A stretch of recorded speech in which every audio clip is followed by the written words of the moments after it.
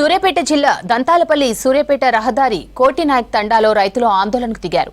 20 రోజుల నుంచి ఐకేపీ సెంటర్లో ధాన్యం కాంటాలు కావడం లేదని ఆగ్రహం వ్యక్తం చేశారు రైతులు. రోడ్డుపై వరి ధాన్యం తగలబెట్టి నిరసన తెలిపారు అన్నదాతలు. అకాల వర్షాలకు తీవ్ర ఇబ్బంది పడుతున్నామని చెప్పారు. అధికారులు స్పందించి వెంటనే ధాన్యం కాంటాలు చేయాలని డిమాండ్ చేశారు రైతులు.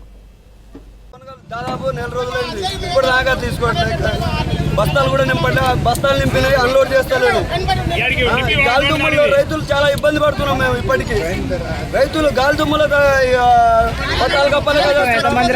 రైతులు 1000 మంది రైతులు ఉంటాం. ఈ బస్తాలు నింపిన 3 లారీలు పోయినాయి. అవి అన్లోడ్ కట్టేవాడ. ఇప్పుడు బస్తాలు నింపినాయి కూడా ఇప్పుడు వారం అవుతుంది. అవి ఎచ్చేటోళ్ళు లేరు, నింపేటోళ్ళు లేరు. కాటలు మొత్తం పూర్తిగా బంద్ చేసింది. అధికార సంటలు నడితే మేము అక్కడ అన్లోడ్ కానీ చేయని వీళ్ళు అంటున్నారు. మేము ఎవరైనా చేయాలి, మీ ఇల్లు అంటే మేము ఏం చేయమంటున్నారు.